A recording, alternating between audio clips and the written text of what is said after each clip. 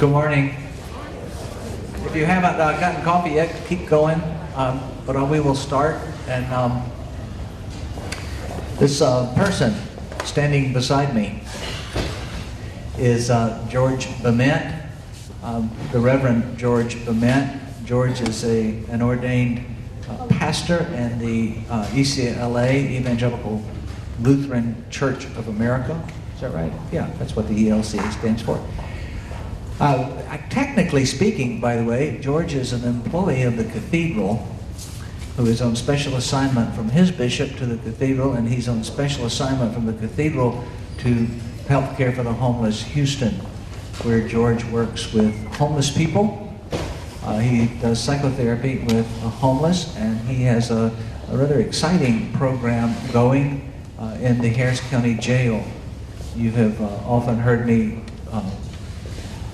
say that it's not an opinion, this isn't a rant, it's an actual fact that the largest mental health institution in the state of Texas is the Harris County Jail. And that is only those who have diagnosed disorders of a certain character. I believe probably half of the rest of the population has mental illness as well. George is going to share with us today about some of his work and some of the things that he does. George has also become a friend. He's a wonderful person. You can't tell that by looking, but he really is. And I am so delighted that he is with us this morning. George. Thank you for that kind introduction. A little bit more about myself. I am ordained pastor in the Lutheran Church. I've served churches for about the last 25 years. Started churches in Grand Junction, Colorado as a mission developer, and then Maui, Hawaii. Now, here I am, Lord, send me. Somebody's got to do it. And I had the great joy and privilege of serving on Maui for about 8 years before coming to Houston. I served a congregation as associate pastor in the Woodlands at Lord of Life for about 5 years, and then as senior pastor at Holy Cross Lutheran Church in Spring Branch, also for about 5 years. During this time, I was also working on a Master in Social Work at the University of Houston, which I earned in 2000, subsequently a license in clinical social work. And so I worked part-time at Intercare Hospital as a therapist, and then in 2006, I sort of transitioned from parish ministry to Health Care for the Homeless Houston, now commonly referred to as HHH, or Triple H. Health Care for the Homeless Houston is a part of Baylor College of Medicine, Department of Community and Family Medicine, and they operate a clinic and have for about the last 10 years at Search downtown. You may be familiar with the Search Project, which is a homeless resource center. And they've been operating a medical clinic there for about the last 10 or 11 years. It's a free clinic that serves the homeless in Houston.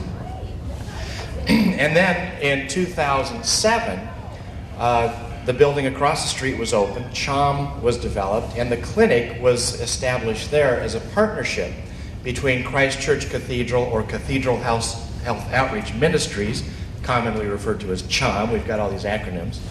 And in a partnership between CHOM and HHH. And so for about the last 5 years, I've been working full-time across the street over here at the clinic. Well, I guess it's not right, about 4.5 if I do my math correctly. So it's an interesting work. I enjoy it. I'm challenged by it. I kind of kid my pastor colleagues, it's a great gig. I do ministry, frontline, ground work ministry, but I get weekends off. And how many pastors can say that they have weekends off to be with their families? So that's a real blessing. As far as the work, I don't know, the work across the street, as a Lutheran all of my life and serving the Lutheran Church, I think we in the Lutheran Church do a pretty good job of global outreach, mission, and ministry. But we're really not very good or very effective on the local level. You Episcopalians have got us beat, hands down. I mean, you look at the Palmer Way Station, look at Lord of the Streets, and now the Beacon, and all that is across the street. I think it is just amazing what you have done to reach out to your own neighborhood and your own community. You've got the Beacon. If you've never been to the Beacon, you need to go over there and see what goes on. Friday, Saturday, Sunday, Monday, you've got on average about 500 people a day coming in there for a hot meal, for shower, to get their laundry done. And it's a place, for people who are living on the streets, it's a place that they can come and kind of feel like they're at home for at least a little while, to get out of the heat or get out of the cold, depending on the season, and to be treated with dignity, to be treated as a person. It's a real fantastic ministry. Right down the hall from the Beacon is Compass. Now, Compass has been a ministry of this church for, I guess, about 180 years. I don't know, they've been around a long time, but obviously not that long.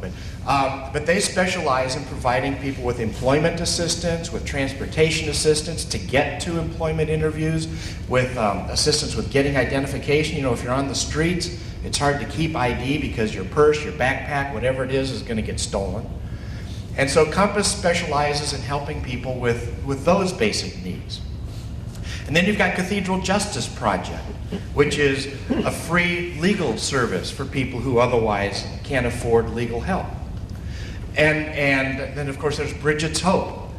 And New Hope Housing was based there. And it's just incredible the myriad of services that are offered there, all in the name of Jesus Christ. And then there's the clinic. And what I want to focus on now and talk about now is my experience, our work with the clinic. And in particular, as Joe mentioned, what we call the Jail Inreach Project, which we developed shortly after the clinic here was open, after Chom was open. Just about 4 blocks from here down the street are 2 large buildings that make up the Harris County Jail. In that jail, at any given time, is an average of about 10,000 people. So think of that as a small city just down the street here from you. And as Joe mentioned, at any given time, about 25% of the people in the county jail, or 2,500, are diagnosed with a mental illness and are receiving some kind of medicine for that mental illness. That makes the Harris County Jail not only the largest mental institution in the state of Texas, but the 2nd largest mental institution in the United States of America. Second only to the Los Angeles County Jail, which is slightly larger and therefore has slightly more mentally ill inmates. Now, why is it that there would be such a concentration of mentally ill people in one place? Well, if you think about it, particularly if you know of anyone, maybe you have a family member or a neighbor or a friend or someone who suffers from schizophrenia, bipolar disorder, major depressive disorder. Now, these are medical disorders. For many years, society didn't understand the chemistry of the brain and thought that these people were just crazy. And we put them away into sanitariums or mental hospitals. Just basically as a place to warehouse them, to get them some care. But now we understand that these are medical disorders, that a chemical imbalance in the brain is what's causing these illnesses.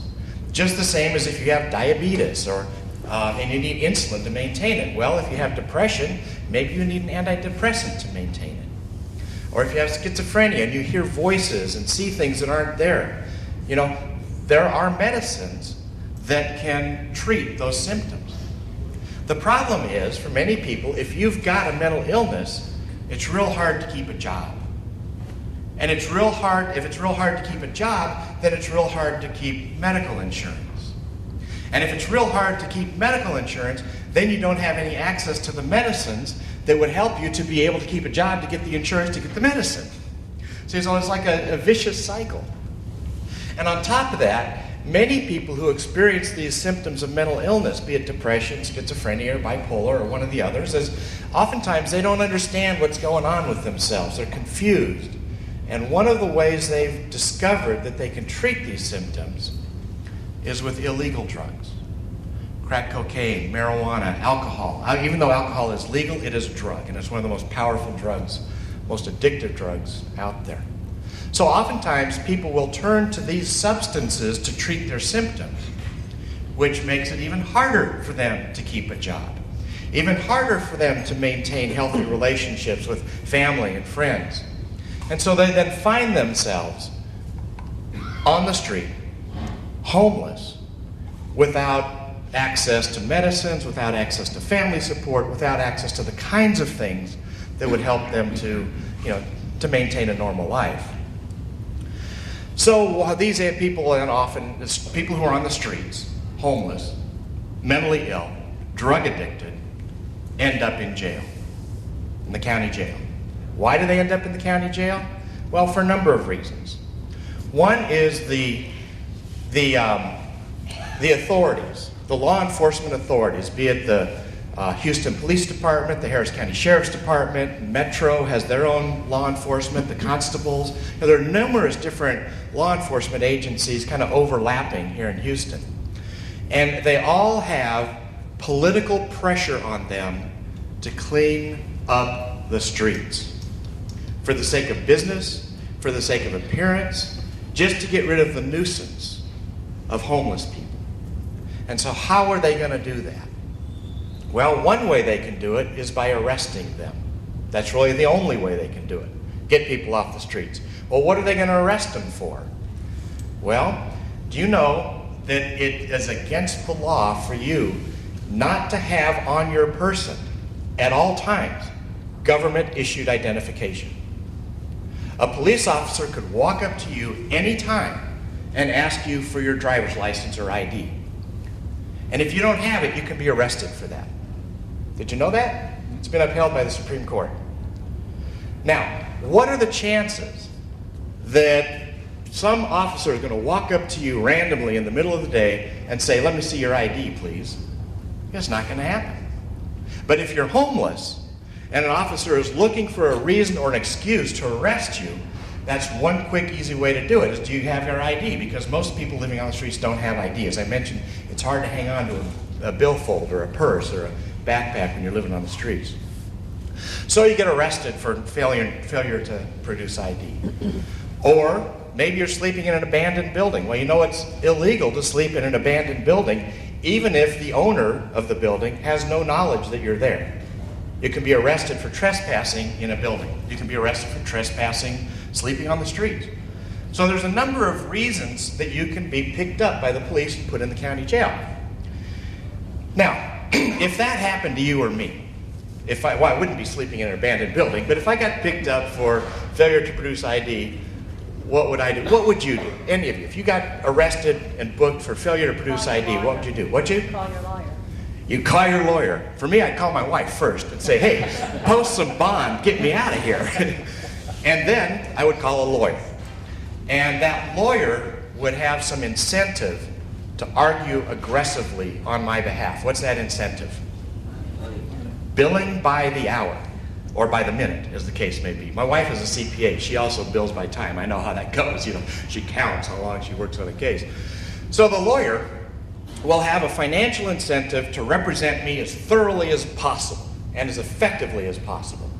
So I've got two resources right there to come to my aid. One is I have enough money to post bond. I can get out. Two is I have enough money to hire a lawyer to probably get my case thrown out. But if you're homeless, you don't have either of those resources. You don't have the money to post bond, so you're going to be booked in the county jail until you go to a hearing. You don't have money to hire an attorney, so you're going to be appointed a court-appointed attorney. Now, that court-appointed attorney doesn't have the same incentive, because that court-appointed attorney is going to be paid the same flat rate no matter how much time is put into this case. And in fact, it's interesting to note that if you have a court date, and your court date might be 2 months away, so you're sitting in jail for 2 months on a charge of failure to produce ID and waiting for your attorney, waiting for your court date, and then your court date comes around, it's been 2 months, you've been sitting in jail, and you know what that attorney is likely to do? Reset your case. Do you know why? Because that attorney collects an additional fee every time he or she resets your case. So you might get reset for a month away, reset for another month away. I've had people literally who have been in the county jail on these kinds of crimes for a year, waiting to go to trial, or to go to a hearing. And then when they go to the hearing, of course, they get credit for time served and they're released. They go back on the streets where they were and get arrested and put back in again. Our jail is overcrowded with these types of cases, and it's costing the county millions of dollars to house and medicate and to provide, services, food, basic services for these people in the jail. Well, there is one good thing. If you're this guy who's been arrested and put in the jail and you have a mental illness and probably a drug addiction and you've been held in jail for 2 months or more, there's at least one good thing that comes of this for you. Any idea what that is? Gotta get clean. You've got shelter, Food, clothing, and medication. food, clothing, and medication, and you can't get hold of drugs or alcohol. And so you've got time to detox, you've got time to become stabilized on medication. And there's a very good chance that while you're in there, you're going to say, hey, this is a bad thing that I'm in here, but at least these good things have happened. I got clean, I got sober, I got, on medicine, my symptoms are gone. And then you go to court, you're given credit for time served, and you're released. And you know what? You have no access to medicine. You have no access to housing. You have no access to substance abuse treatment. You still don't have that family support. You still don't have that ID. You still don't have that employment opportunity. So what's going to happen? You're going to fall right back where you were. Resort probably to using again, and then end up back in jail for the same reason. So what's happening in the county jail here is we have these what are commonly referred to as frequent flyers in the county jail. People who are homeless, who have addiction, who have mental illness, and they're in and out and in and out, and they're clogging the jail, they're clogging the courts, and they're costing us millions. Well, there have been one of the things that we're working on here in the clinic across the street is to try to break this cycle for people like this.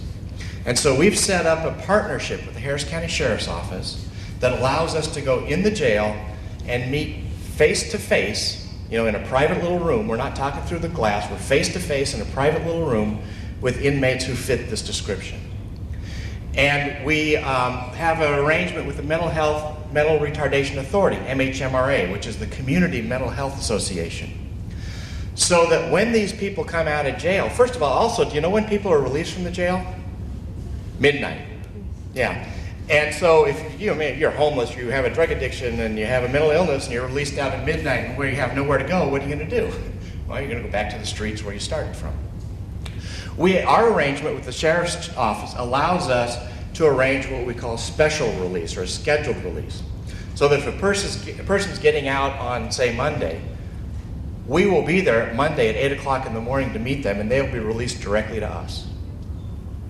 When I say us, I mean there are 3 of us case managers working on this project.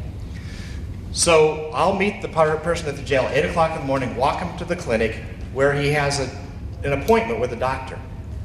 I have access to his records from the jail. I have access to his records from MHMRA in case he's ever gotten services from there. I have access to his records from Ben Taub, LBJ, the Harris County Hospital District. I can get a full, complete history of this guy's mental illness or medical problems, whatever it might be. So he comes to see the doctor at Cathedral Clinic with a full history of what the diagnoses are and what the medicines are that have been effective. So right out of the jail, he's got access to medicines. In advance of him coming out, we will also work on him for housing. Now, we don't provide housing, we're not a housing program, but we work closely with places like Magnificat House, Star of Hope, Salvation Army, so that someone coming out will at least have a place to go. Even if they have no income, no benefits, they'll have a place to go when they get out that night. They have a place to sleep. If they are employable, and many of them are, as long as they stay on their medicine and off their drugs, we will hook them up, work with career and recovery resources to help them get employment training and job assistance. If they don't have ID, we'll work with Compass and Operation ID to help them get their identification. If they need a gold card for more comprehensive medical services, we work with Compass, and they have a gold card representative there to get them their gold card. If they need surgery, if they need extensive labs, we don't do that at the clinic, but we can refer them to the hospital district to get them those services. And all of these services are provided at no cost whatsoever. How do we do that? Well, we do that because you guys support the program. You support the ministry. That's how we can do it. A couple years ago, I guess about a year ago, some research people from MHMRA and from Baylor did an assessment on our program and how effective is it. And what they determined is that for those people who we've engaged in our program, and there's several hundred. I could, if you want the actual numbers, if you want the actual document, I can reference that to you. I'll give you my email address here in a minute. But it is estimated that in the over 1,000 people that we've worked with over these past 4 years, the reincarceration rate has been reduced by 50%. In other words, these people are spending 50% less time in jail because of the intervention of our program. And because of that, if you factor in the cost of housing and providing medication in the jail, we have saved the county over the last 4 years $2 million in reduced incarceration costs. Now, I'm not a business person. Like I said, my wife's a CPA. I'm not. I don't, do business. But if I were a business person looking at this, I'd say, hey, that's a good thing. That's a good deal. Look at the money we're saving. But I'm not interested necessarily in saving the county money. I'm interested in helping people save their lives. And I can tell you story after story after story of people who have literally had their lives saved by getting off of drugs, staying on their medicine, getting a job, or getting disability if they're eligible, getting into permanent housing. It is an incredible ministry. It's an incredible work. I guess what I want to do, I know, what's our time frame, Joe? Okay. What I'd like to do is pause, give people a question and opportunity to ask questions, and then we'll kind of wrap up. Go ahead. I have actually 3 questions. I want to know if I was one of those people and I got in trouble again, do I just call you? Or how do you know? I want to know if you... Okay, one at a time. Okay. How do we get our referrals, is sort of the question. Initially, when we started this program, there's a person at MHMRA called Tuan Nguyen. He's a research person. And what he does is he cross-references the booking data with MHMRA client data. So if there's a person who has a history of mental illness who's received services from MHRA in the past, and they're in the jail, and they're homeless, they also track housing, then about 2 or 3 times a week, I get an email spreadsheet that has a list of names of people who meet those criteria. Additionally, the county provides me a daily email report of anyone we've worked with in the past who's back in the jail. So if if we've worked with them and they got out and now they've slipped up, they're back in jail, we can follow up with them. I get phone calls from deputies. I get phone calls from friends of inmates, from family members of inmates who have heard of our program, who will say, can you go see this person in the jail? So does that kind of answer the first question? If you were back in, you wouldn't be able to call me from the jail. Now you would be able to write me a letter, and people do that. But before you even got the letter, I'd know you're back. Okay. Second? And another question is, do you deal just with men? No, we deal with men and women. We have 2 male case managers and 1 female case manager working on this project. The female case manager, a woman named Andrea Link, is an incredible person. She actually is a pediatrician who left her practice to do this kind of work. Now, her husband is a surgeon, and they had kids, and there were some family issues. It was hard, both of them being a doctor, and she decided, she really wanted to change what she was doing in her life. She was volunteering with CCSC, and when we posted the position, she sent in her resume, and it was hands down. She was clearly the top candidate, but she's wonderful. And then Terry Wiley is the other man who works with us in this project. So we see men and women both.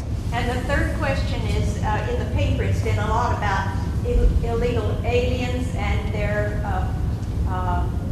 being in the hospital and their services and what happens to those people. Yeah, the question is about illegals, and it's interesting. We've had very few, and I don't know why. I can share a little bit with that. They Okay, usually- go ahead. A lot of times they get sent back. Here, let me put this. You know, when they come to trial, there's certain lawyers, pro bono lawyers that pick up and they'll send them back to Mexico. They put them on a bus and send them back. Yeah. Okay. For our cruising friends. Yeah. We really, it's not an issue for us. I think when we've been doing this, and there have been, like I said, over 1,000 inmates we've worked with, I can only think of one who was not able to give me a Social Security number. So, okay, back here. I think First Presbyterian Church here in Houston used to provide authentic picture IDs, you know, for people who don't have a driver's license.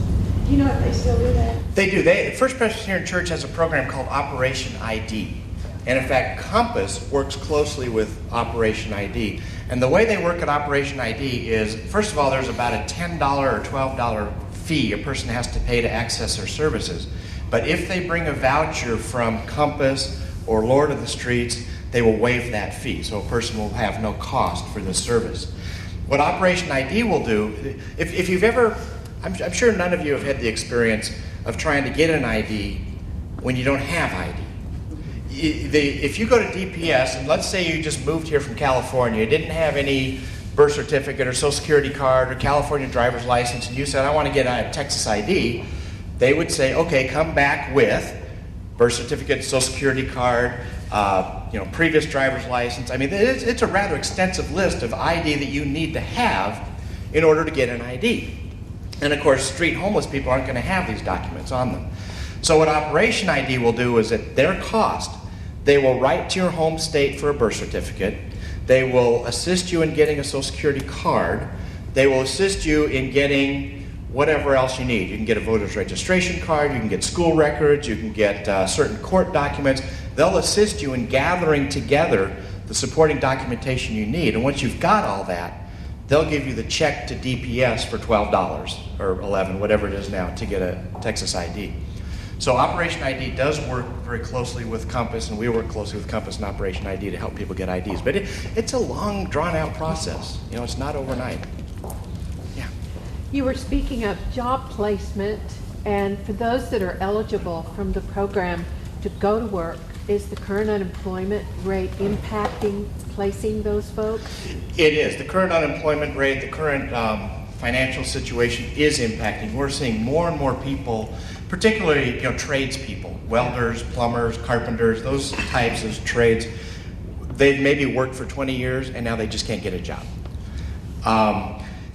Career Recovery Resources, DARS, Division of Disability and Rehabilitative Services, these are agencies we work with to try to help people find jobs, and we have helped people find employment. The very first guy I ever did a special release with in 2007 came by the clinic the other day, and he's employed, he's married, he's housed, he's doing great. It happens. But yes, the current unemployment, the current financial situation does both. One, it means we've got more people unemployed and homeless who probably wouldn't have been a few years ago. And secondly, it's more difficult for those people to find themselves back into the workforce. Parenthetically to that, getting back to the attorney situation, if you're a court-appointed attorney and you've got a guy who's charged maybe possession of cocaine, if I had an attorney for hire and I was charged with a trace amount of cocaine in my car, which isn't going to happen because I don't use cocaine, it's hypothetical. Get that on tape. I don't use cocaine. Hypothetically, if I found someone, I was arrested, I would get my attorney would work hard, probably get the charge dismissed or something. This same thing happens to a homeless person, and the court-appointed attorney is likely to say, well, you got two choices here. You can sign for the charge. You probably get 6 months county time. but you get 2 for 1 credit because county is overcrowded. So you'll be here for 3 months. You've already been here for 2. If you just sign for the crime, you'll be out in a month. Or we can go to trial, but it'll take 6 months to get the trial scheduled, and which means you have to stay here for another 6 months. And then, you know, it's kind of 50-50 if you'll get off or not. You know, well, what are you going to do? You're going to sign and get out. Well, now you've got a felony conviction. And a felony conviction makes it even more difficult to find employment. So, okay, back here. This is all very inspiring, and it's impressive that people have figured out a way to make this difference in the lives of 2,500 people over here. What do you see as, what would be the best thing, what would work best to try to reduce this problem in a more, a broader way? Is it more organizations or more activities like yours, or is there something else that could be done to try to reduce this problem? What's the big picture solution? Like you're saying, like the homeless people that aren't in jail, that haven't been to jail? No, Or well, just the 2,500 in the jail, well, how can we do something so that they aren't in there and reduce the population by 2,500? That's a good question, and I think the answer is on one hand very simple, on the other hand very difficult. On the one hand, I don't know if you saw on the news on, I think it was Channel 11 the other day, had a story that the Harris County Sheriff's Office is now having mental health professionals go with them in some of their calls to try to divert people from the jail to mental health treatment. HPD's been doing this for years. HPD now even has what they call a homeless outreach team, or HOT team, who go out and engage with homeless people, again, trying to get them into treatment, trying to get them into various programs rather than county jail. It's a great program in design. The problem is there are no services to divert to.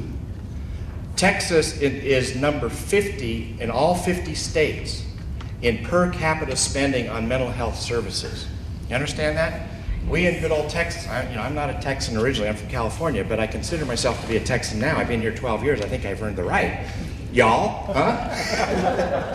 But I'm embarrassed to say that we are behind Missouri, Mississippi, Alabama, Louisiana. We have less to offer in terms of mental health services for our population than any other state in the nation. So if a police officer comes to a, let's say it's a domestic dispute or something, or some family is saying, my son, my daughter is out of control, I don't know what to do with him or her. What they really need is medicine instead of jail. Unfortunately, there's no place to take them. The Neuropsych Center, which is part of MHMRA, the Harris County Psychiatric Center, they're booked, they're full, and they just can't take new people. It's unfortunate. So the big picture solution would be we need more mental health services. We need more places to bring people for treatment instead of jail. On a larger picture, if it's costing us, and again, I don't have the exact figures, I can't quote these figures, but let's say, for example, if it's costing us $60,000 a year to keep someone in the county jail, to treat them in the emergency room for their medical care instead of in a clinic, plus on top of that you got court costs, police costs, and for the same person, for $40,000 a year or less, we could provide them with housing, medication, case management. In the big picture, it'd be a lot cheaper for us to provide those kinds of services for someone as opposed to the kinds of services that we're now offering. The problem with that, politically, that sounds like socialism. A person who's not working, who is not kind of carrying their own weight, shouldn't get free housing, free medicine, free whatever, community services. It just goes kind of against our grain as Americans and as Texans. But they are. Well, in the long run, we're paying more For the jail. for the jail, for the emergency room, for the, sort of the follow-up services than we would be paying on the preventative services. But now I'm getting political, and I'm probably getting in trouble. I don't know. Okay. Sure. I don't know, I've never been inside a jail, so I have no idea what their life is like inside that jail. What is their life like and how crowded is it? What's life like in the jail? Okay, imagine a room about this size. You've got about 75 to 100 bunks. So 75 to 100 people living in a room this size. You're in the same room 24 hours a day. 3 times a day you'll get a meal brought to you. And I don't understand their schedule. They eat breakfast at 4 in the morning, they eat lunch at 10 in the morning, and they eat dinner at 3 in the afternoon. I have no idea why. And then, I just spent a night out. Our Lutheran church has a camp called Luther Hill, and they had some fire damage, and we had a work day out there yesterday. It's out by LaGrange. And I went out there with a couple friends of mine and our kids, and we slept in this bunk, and there were 3 men snoring. And in one room. And we all accused each other of keeping each other. Well, can you imagine sleeping in a room with 75 men snoring? You know, they just don't get much sleep. It's not a life I would want to live.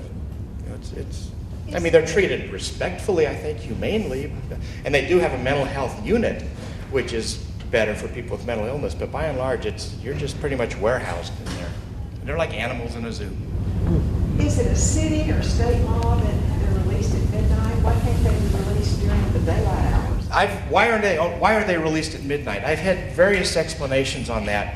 One is that it's your right to be released as soon as possible the day of your release. So if your release date is October 30th, 12:01 a.m. October 30th, it's your civil right to be released as soon as possible. So that's sort of the humanitarian, humane explanation.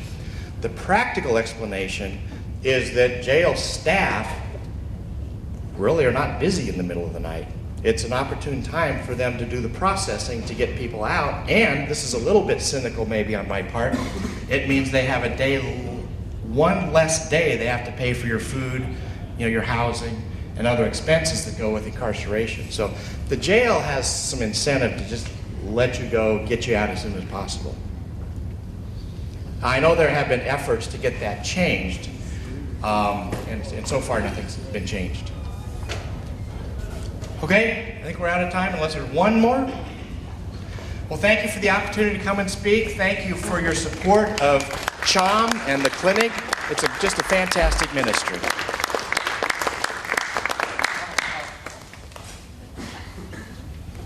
I really appreciate you being here, George. That's very informative and disturbing.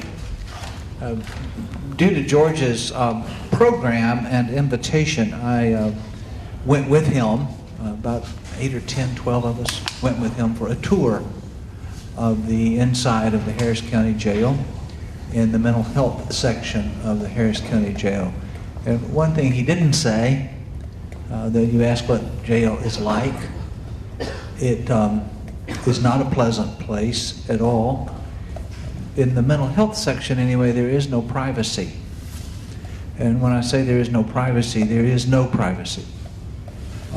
There are observation stations over each area in which prisoners are incarcerated, and there are guards, usually 3, who sit with glass panels observing all of so they can see all the angles in the area. All the cells are open. There are open toilets in the cells, so that anything you do in the full view of everyone, the other 75 inmates plus the guards. There were no cots in the rooms that I saw. There were mattresses on the floor, is where people slept. The tour, we took the MHMA. I never can get that right, but the MHMRA person. I was very impressed, by the way, with this level of treatment that mentally ill prisoners are receiving. They are getting excellent pharmaceutical care. They do not get any talk therapy, which is a major component that's missing, part of what doesn't help them stay off the street.